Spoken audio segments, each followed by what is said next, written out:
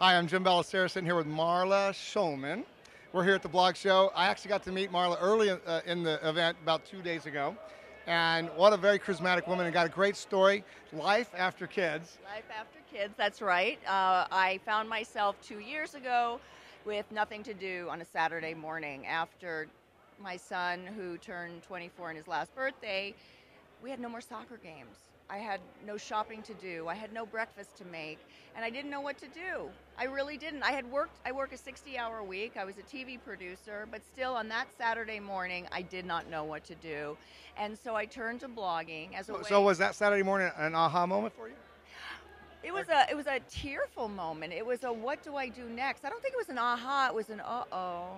It was really, they say empty nest, but you feel a little weird when you are not necessarily in that constant connection with your children. I mean, you feel a little bit unneeded. You feel a little bit. And I got back to work, but then on the weekends I was, just feeling like, I didn't plan anything. Everything in my life was planned around my son's soccer schedule because he was a championship, high-level soccer player. So year-round he played, and every weekend there was a tournament or a game or a friendly or something. And I didn't want to miss a moment of his life because they do grow up too quickly.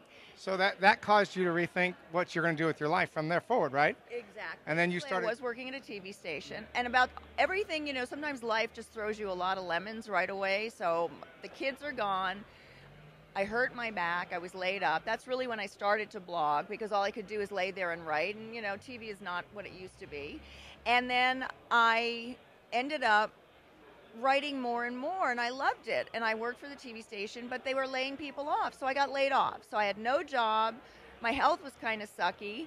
My kids were gone. And I just turned to writing as, like I said, kind of a way of therapy, to just sort of talk about those things that were bothering me. And then I started going online and seeing that people did blogging for a living, or blogs about this, or blogs about diapers, and then Huffington Post is really a blog. And then I met some people who were in this social media space, and they were really kind enough to take me with.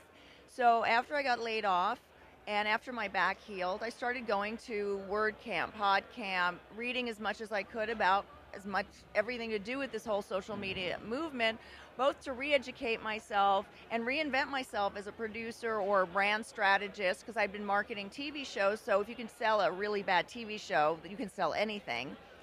And ended up being approached by this woman who runs Mingle Media TV Network. It's minglemediatv.com. Her name is Stephanie Pichet. She launched in February of 10. And she had approached me when she was working with a different network, but I didn't feel it was a right fit, and I didn't feel ready, and I didn't really even feel ready to be on camera. I had always been behind the scenes, and I'm hypercritical of. Well, you're doing pretty good right now. Well, we just spoke to Warren Whitlock, and he was talking about, practice, practice, practice. The first thing you ever do on video is the worst. The second is not so bad, and then the one after that, it's okay. So you go from behind the scenes to right there in front of the camera. And it's hard because, I'm a chief cook and bottle washer. I'm the executive producer. I come up with the content, and I have to talk about it and then think about the next thing I'm going to say. So, I do have a newfound respect for people, on camera.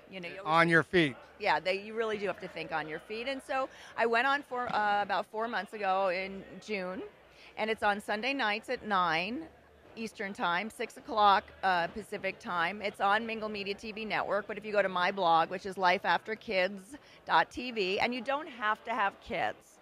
It's really about life after career, life after love, loss, all the things that I think a lot of us are going through, especially, as your kids get older or in a midlife space. Like Warren said, I mean, midlife people died. We don't die anymore. We live to be 190, and we still stay healthy. And we have to fill that void with something productive and exciting, and something to create passion. I think what happens is we become more aware how life is precious. I think we know how to live life really better. I mean, last night I was kind of bragging to you guys that I was dancing like I was 12 again, and But I was just, and they say dance like nobody was watching. That's why I danced last night. Years ago, I used to worry about, am I doing the moves right? Am I doing this? Last night, I didn't care, give me You didn't care because, no, we won't go there. Yeah.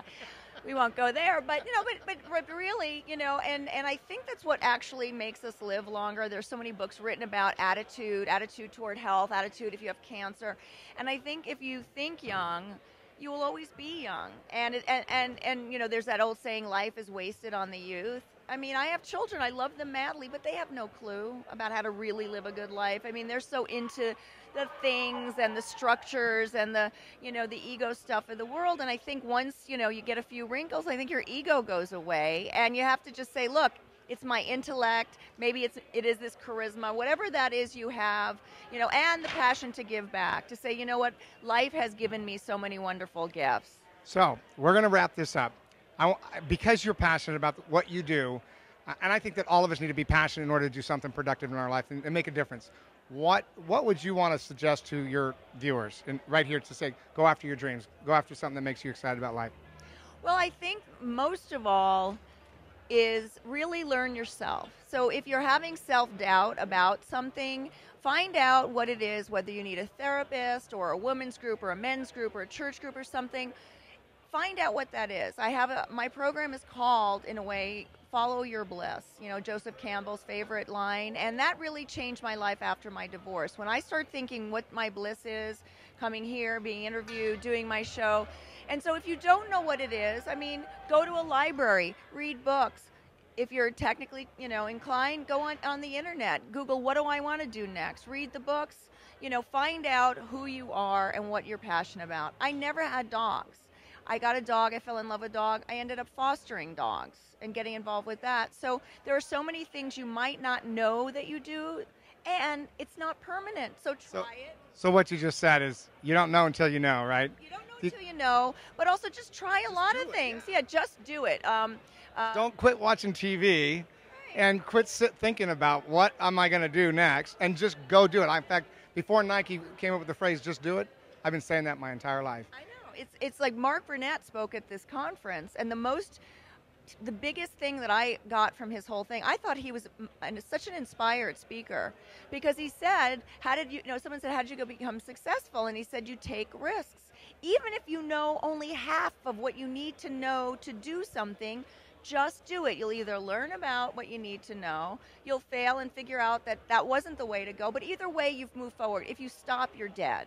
So really just keep moving, keep going, find like-minded people. This conference is about like-minded people who have come together over this silly little thing called blogging, and now it's this huge movement.